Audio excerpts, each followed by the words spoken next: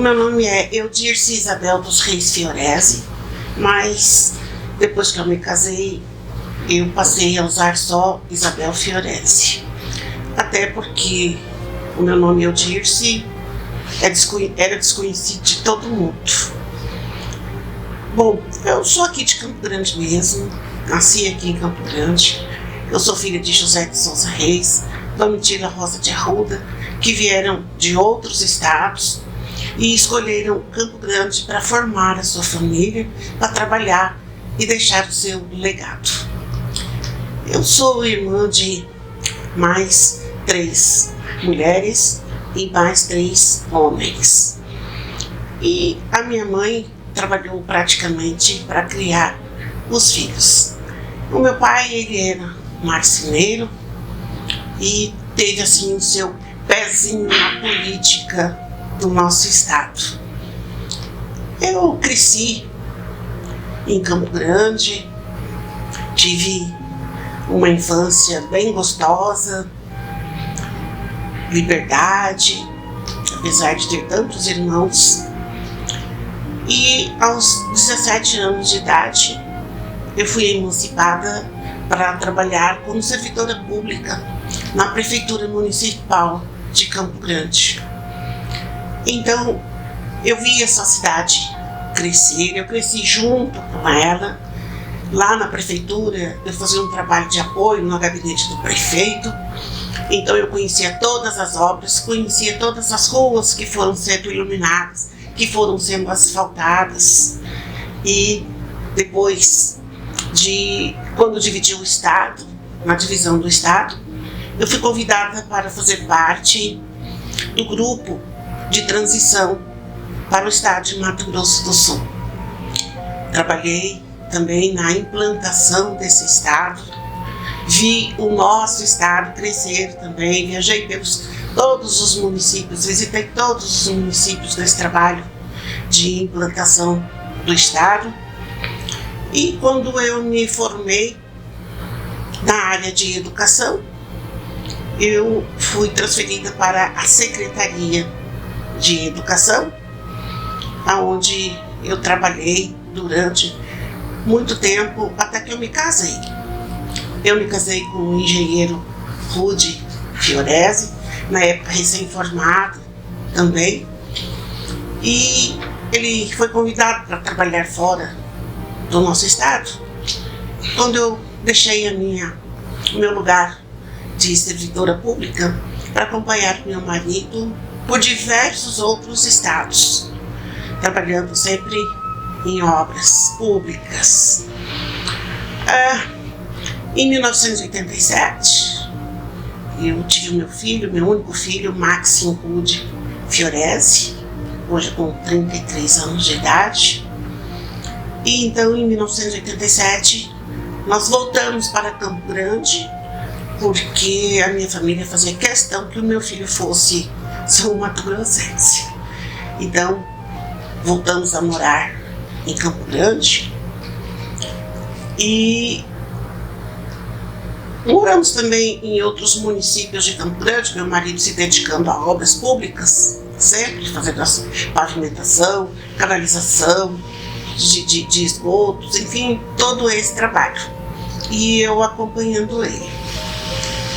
Quando o meu filho então estava com 12 anos de idade, nós voltamos novamente para Campo Grande, porque ele queria estudar engenharia da computação.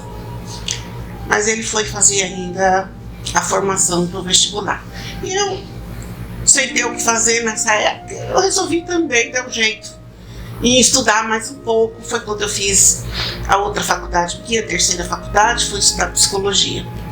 Eu fiz o curso de psicologia, me formei, trabalhei durante 15 anos como consultora terceirizada do Sebrae, mais uma vez levando o desenvolvimento intelectual para as empresas, para os gestores, para os funcionários das empresas, até mais ou menos 3 anos atrás, quando eu decidi que estava na hora já de me aposentar. Então eu me aposentei, e assim que eu me aposentei, mais uma vez, como eterna trabalhadora que eu sou, porque o meu nome é trabalho, meu sobrenome é hora extra, não é? Eu não consegui ficar lá parada e o meu marido naquela agitação trabalhando o tempo todo. Meu filho já tinha se formado, já tinha ido cuidar da vida dele. Então, eu resolvi estudar artes cênicas. Fui estudar artes cênicas. E, para minha surpresa, eu fui até mais ou menos na artes cênicas. Então, eu fui convidada para entrar na Academia Feminina de Artes, feita de Mato Grosso do Sul, pela Deslane Eve. E eu me senti muito honrada, muito grata, porque daí para frente eu faria um outro segmento da minha vida, que para mim era um desafio ainda. Então, entrei na Aflames, na cadeira número 39, onde estou atuando até hoje, na área de pesquisas e também na área de literatura. Então, eu entrei na Aflames convidada para entrar como pesquisadora. E eu já fazia um trabalho com a população em situação de rua, num trabalho voluntário que eu faço numa casa espírita. E lá eles, todo final de mês, entregam cesta básica e faziam um almoço fraterno. E os moradores de rua, em situação de rua, vinham, tomavam seu banho, recebiam roupa limpa, faziam uma refeição. Eu comecei a ter amizade, vamos dizer assim, com os moradores de rua. E aí a coordenadora lá do projeto, né, falou: você é psicóloga, então você não gostaria de fazer assim, uma escuta terapêutica com os moradores em situação de rua? Não chega a ser uma psicoterapia, mas só uma escuta para ouvir a história de cada um. Eu me comprometi a fazer isso. Então eu ia lá uma vez por semana para ouvir quem quisesse falar comigo. Eu ouvi tanta história, mas ouvi tantas histórias. Vi que a maioria, 90% dessa população, vem de lar desestruturado, vem de dependência de álcool, vem de dependências de droga. E estão aí totalmente, vamos dizer assim, desamparados, porque sozinhos eles não conseguem ter forças para sair dessa situação. Como a Aflames já havia me convidado para entrar como pesquisadora, eu achei interessante fazer uma pesquisa para saber quantos moradores de rua havia em Campo Grande. Quantos moradores em situação de rua a Secretaria de Assistência Social conseguia atender? Aonde eles eram tratados? Quais eram as principais doenças que acometiam essa população vulnerável? Se eles tinham família, se eles eram de Campo Grande, qual era a procedência deles? Quanto tempo eles ficavam? Quantos saíam da situação de rua e encontravam um emprego ou voltavam para a família? E eu comecei essa pesquisa. Eu ia na rua, na antiga rodoviária, ali onde era o ponto deles, que eles ficavam. Umas duas vezes até fui expulsa pelos traficantes, porque eles não queriam que eu ficasse ali. Aí o secretário de Assistência Social me convidou para entrevistá-lo lá na secretaria, que eles também tinham trabalho com eles. Eu fiquei um tempo lá na SAS, aí fiquei um tempo também numa casa de acolhimento dessa população vulnerável. E de todos os dados que eu tinha, dava para publicar um livro. Como eu sou psicóloga também, isso me chamou bastante a atenção e mexeu com a minha sensibilidade. Eu gostaria muito de escrever, então, um livro contando a história, não de todos, mas de diversas pessoas que estavam em situação de rua. Até uma me chamou especial atenção, porque ela estava nas ruas e ela tinha sido professora de universidade. Era uma pessoa altamente intelectualizada. Tinha um outro que tinha começado a estudar engenharia. Então, tinha pessoas de todos os tipos morando na rua. Não é só como a gente pensava, não. Pessoas altamente intelectualizadas, entregues à dependência química. E eu decidi que iria escrever um livro sobre isso. Mas, bem no meio da minha, ou não no meio, porque eu não cheguei nem na metade de fazer pesquisa, veio a pandemia. E eu não tive mais como entrevistar as pessoas. Inclusive eu estava fazendo um trabalhinho em Três Lagoas também, com o jornal Hoje de Três Lagoas. Ele me chamou para estender essa pesquisa, não só em Campo Grande, mas fazer essa pesquisa também nas cidades fronteira com outros estados, para saber como essas pessoas entravam no estado.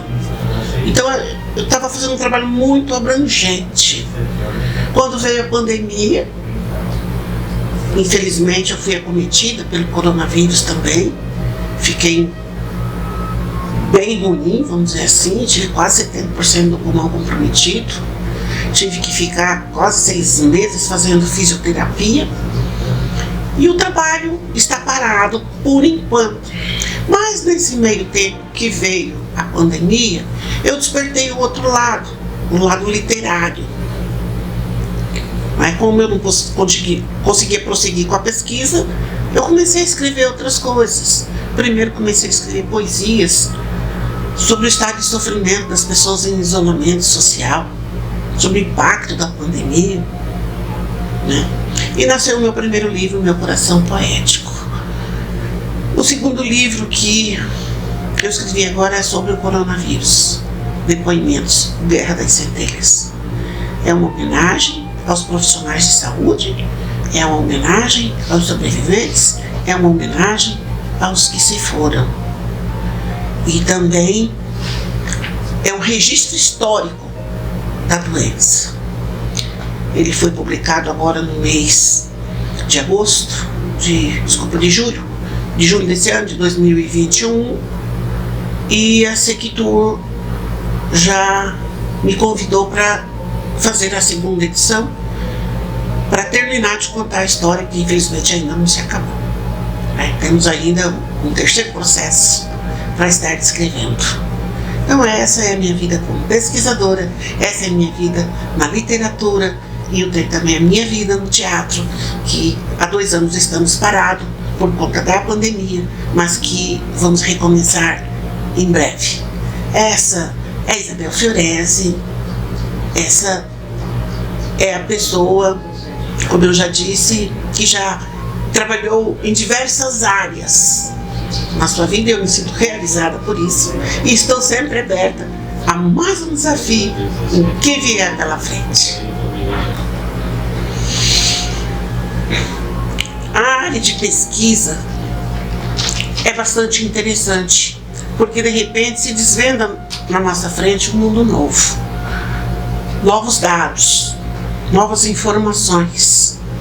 E esses dados e essas informações mudam de uma hora para outra, muda de um dia para o outro. Então, não é fácil ser pesquisadora. A planilha tem que estar na mão e a calculadora o tempo inteiro, e a internet para estar se atualizando. De uma semana para outra, a variação dos números é grande, principalmente nessa área de pesquisa com o ser humano, principalmente, como eu fiz a pesquisa com a população em situação de rua. A variação também é grande, porque as mesmas pessoas que hoje estavam na rua pedindo, na outra semana já foram acolhidas, já foram encaminhadas para outros lugares, às vezes ganham passagem para voltar para a sua cidade, às vezes recebem oferta de emprego, às vezes vão para o abrigo. Quer dizer, elas já não são mais pessoas em situação de rua.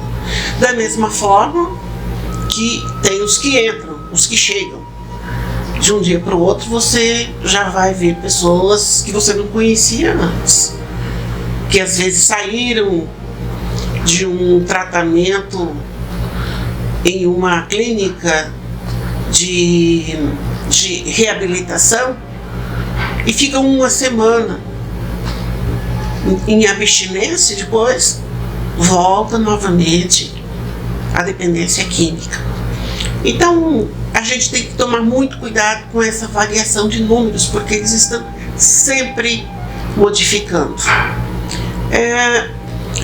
Uma outra dificuldade que eu tive foi em relação a entrevistar a família dessas pessoas em situação de rua.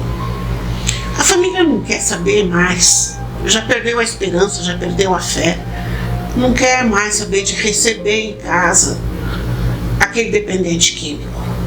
Porque ele fica 1, 2 dias, toma o banho dele, faz a refeição dele, no terceiro dia ele desaparece de novo. E, não muito raro, ele desaparece e ainda leva alguma coisa da casa para vender na rua. Então os familiares, eles perdem a confiança, perdem a fé, perdem a esperança de que essa pessoa vai se recuperar. E isso sensibiliza muito o pesquisador, porque ele quer ajudar, ainda mais o psicólogo, né? O psicólogo quer salvar pessoas, a gente quer tirar todo mundo da rua, mas é impossível. Isso é impossível, porque depende da vontade dele, depende da vontade da família dele em estar acolhendo, e depende da vontade do governo também em criar políticas de recuperação desses dependentes. As igrejas evangélicas fazem bastante. Isso foi uma coisa que eu observei. Eles têm clínicas de recuperação bastante aparelhadas e competentes para trabalhar essa reabilitação.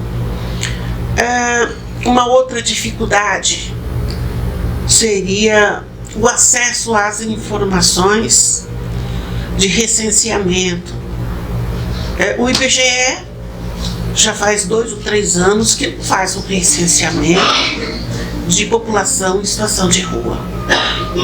O município também não faz, o estado também não faz um recenseamento.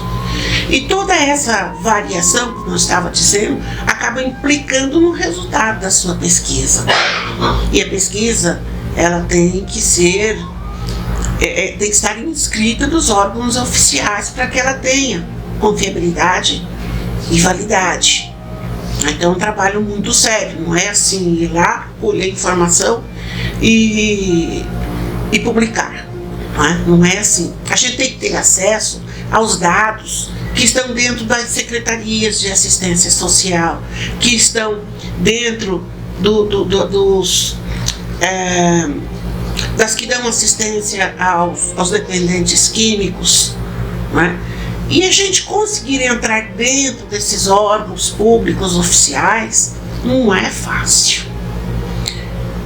Tem que marcar hora, e chega na hora, você chega lá, eles não te dão todas as informações necessárias, ou a gente recebe um monte de planilhas e depois eles colocam na mão da gente, além que tem que fazer lá, dar uma entrada num protocolo, esperar o tempo que eles acharem necessário para trazer as informações para a gente. Quando chegam as informações, como eu já disse, às vezes demora 1 mês para chegar as informações na sua mão, já mudou um monte de coisa, um monte de dados. E você volta a trabalhar novamente em cima de probabilidades. Essa aqui é a verdade. O pesquisador no Brasil hoje em dia tem que trabalhar em cima de probabilidades para poder ter um resultado. Eu era muito bem acolhida pelos coordenadores. Eles me apresentavam a equipe, só que na hora do vamos trabalhar mesmo, arregaçar a mão, vamos sentar aqui naquela mesa, me traz as informações, já as pessoas colocavam dificuldade. Então você tem que ter tempo, tem que ter paciência para conseguir fazer um trabalho bem feito. Mas eu, como psicóloga, tenho que dizer que trabalhar com gente não é fácil mesmo, não é? E a população de rua é uma população muito carente, muito necessitada. Eles precisam de novas políticas públicas para poder diminuir essa quantidade de pessoas que vivem nas ruas. O que eu vou deixar para vocês como incentivo, como motivação para também ser um pesquisador é que estude bastante. Estude muito. Não confie muito em dados da internet. Você tem que estar sempre validando informações.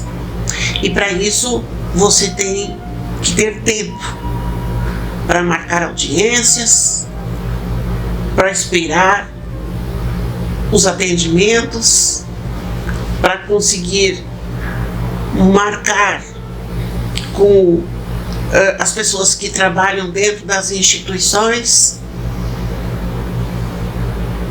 É um trabalho difícil, mas é um trabalho que nos desenvolve emocionalmente.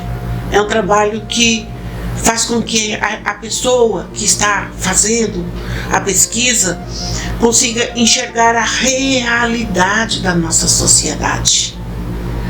Você vai sair dessa bolha que normalmente a gente vive.